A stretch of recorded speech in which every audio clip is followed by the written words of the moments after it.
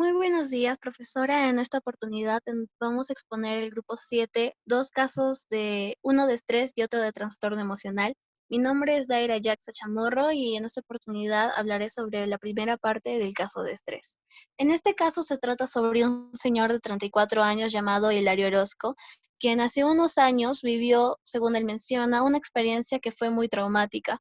En la consulta él cuenta que hace 2 años Hilario empezó a trabajar en el Banco de las Monedas y un lunes en el que él había ido tranquilamente y puntualmente para realizar su labor como recibidor y pagador, y al ser el jefe de esta área, él era el único que tenía las llaves de acceso a la bóveda. Esta bóveda guardaba todo el dinero del banco. Y ese lunes, Hilario, a las 6 p.m., hora en la que se recibían a sus últimos clientes, recibió a dos personas. Una de ellas se le acercó y manifestó que deseaba retirar 40.000 soles. Pero el Banco de las Monedas era una agencia pequeña, así que la bóveda también lo era. Por eso, el máximo dinero que alguien podía retirar era justamente la cantidad que esa persona había requerido. Así que Hilario tuvo que ir a revisar la bóveda y es ahí cuando de repente voltea y ve a la persona que estaba atendiendo con un arma apuntándole a la cabeza y diciéndole que le dé las llaves de la bóveda o lo mataba. En ese momento pasaron mil ideas por la cabeza de Hilario, según lo relataba, pero ni una clara sobre lo que debería hacer, porque se sentía muy vulnerable, ya que no habían personas en el banco, solo él, dos de sus colegas y el guardia de seguridad, que seguramente estaría en la puerta, pero si gritaba para pedir auxilio, le dispararían. No tuvo más opción que llevar al asaltante a la bóveda, y cuando llegaron, la persona lo agredió con puñetes y con patadas, lo que lo desconcertó aún más, ya que al parecer no le iba a bastar con llevarse el dinero, sino que también iba a dañarlo físicamente hasta dejarlo casi inconsciente. Lo dejó desmayado y desde ahí no recuerda nada, pero cuando se recuperó, le informaron que habían podido capturar a dos de los delincuentes, lo cual fue un gran alivio. Sin embargo, el sentimiento de terror que había sentido desde esa experiencia continuaría hasta el día de hoy, ya que no deja de pensar en ello. Le es difícil conciliar el sueño hasta siquiera las 4 de la mañana, y cuando ya logra dormirse, tiene pesadillas que lo despiertan de nuevo. Además, que se altera y se pone muy nervioso cada vez que ve noticias de robos o películas de asaltos, ya que de alguna manera estas cosas simbolizan la situación por la que ha pasado. Y por último, en el trabajo, también se pone muy ansioso cuando ve a personas que son sospechosas y no le deja trabajar tranquilamente. Con todo ese estrés de por medio, es que ya hace un año le han diagnosticado migraña y él menciona que no desea seguir enfermándose a causa de ese estrés. Es por eso que Hilario decide asistir a consulta.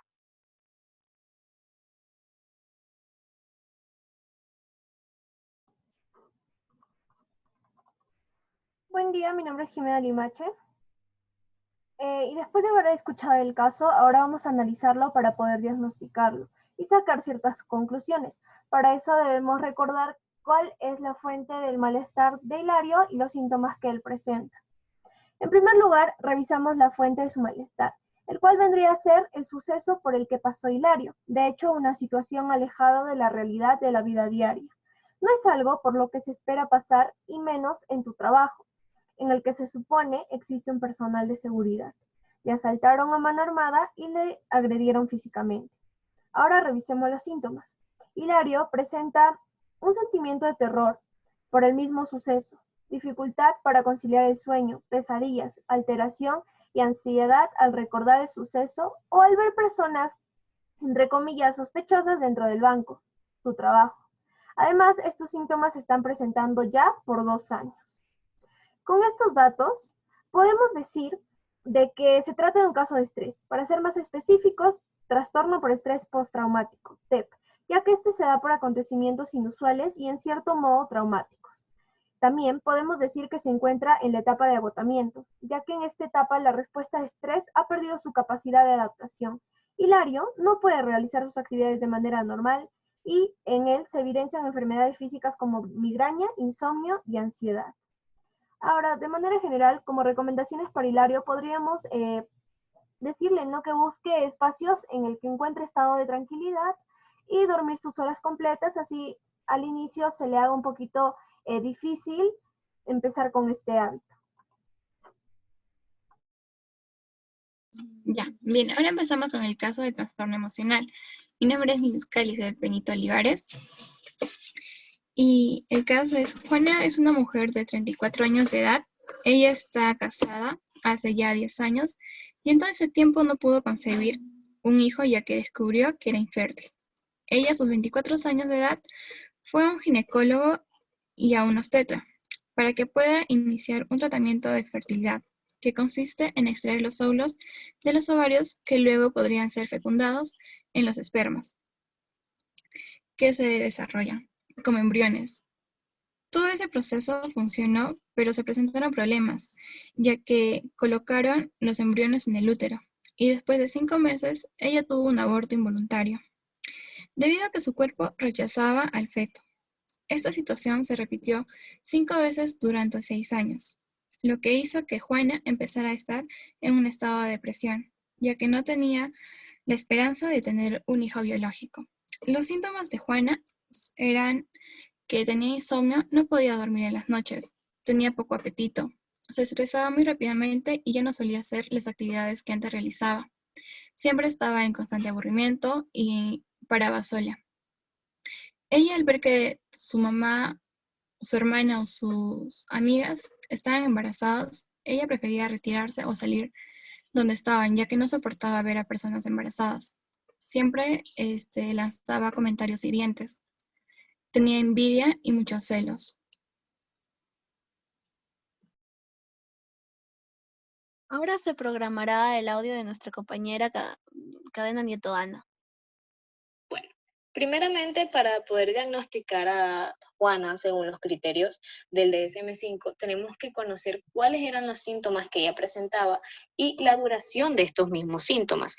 También tenemos que tener en cuenta que Juana era una mujer de 43 años, que ella quería concebir un hijo porque no podía debido a que era infértil. Y esto empezó a presentar en ella síntomas como un estado depresivo, no tenía interés, disminuyó su interés por las actividades, empezó a aislarse, empezó a sentirse culpable, eh, empezó a disminuir la capacidad de pensar, de concentrarse, ya no se sentía Juana. Entonces, si vemos que estos 5 síntomas que acabo de mencionar, según el DSM-5, son muy característicos de la depresión. Además, que estos síntomas están durando más de 2 semanas. Entonces son síntomas que ya son más profundos que los de una tristeza o estados anímicos bajos. En estos momentos, pues, los malestares emocionales son cada vez más intensos y de mayor duración. Llegó a tal punto en los que no se podía ver una mujer embarazada, ya sea su hermana o alguna amiga, porque ella se deprimía y sentía que no estaba logrando su objetivo como mujer. Ella incluso llegó a tener envidia de estas mujeres. Y las características que pueden presentarse según un estado anímico bajo, según el autor Luis San Molina, que es un doctor en medicina y en cirugía especialista y en psiquiátrica, él nos dice que la depresión es la exageración persistente de los sentimientos habituales de la tristeza. La depresión es una enfermedad clínica grave y que afecta directamente al comportamiento de una persona. Esta puede aparecer sin ningún desencadenante y por ende puede representar un riesgo vital a las personas. Bien, por último, voy mencionar un dato muy importante a identificar con respecto al caso planteado. Sabemos que la rueda de emociones propuesta por Robert Plutchik nos menciona 8 emociones básicas. La que se evidencia en el caso viene a ser la tristeza, que es el estado de zozobra en el que prima el abatimiento del estado de ánimo y suele conducir a la necesidad de apoyo social. En caso que se dé en grado más leve, se da lo que es el aislamiento. Y si se da más grave, entonces llega lo que es la depresión. La emoción que actúa como su reverso es la alegría. Pero ahora, eso no es lo único, ya que esta emoción básica, al combinarse con otras secundarias, generan otras emociones. En el caso presentado encontramos las siguientes combinaciones. Por ejemplo, si se combina tristeza más ira, obtenemos lo que es envidia, ya que esta se da cuando Juana no desea frecuentar con mujeres embarazadas, ni siquiera cuando son familiares o amigos, ya que menciona que se siente peor e inconscientemente realiza comentarios negativos que pueden dañar emocionalmente a la madre gestante. Y si combinamos tristeza con aversión, obtenemos lo que es el remordimiento. Como ya sabemos, ella se siente culpable de no haber hecho nada cuando estaba joven, ¿no? Ella piensa que podría haber recibido algún tratamiento y así hubiera podido solucionarlo finalmente teniendo a su bebé. En conclusión, encontramos las emociones de tristeza, aversión e ira, a la vez generando remordimiento y envidia. Bueno, esto ha sido todo. Muchas gracias por su atención.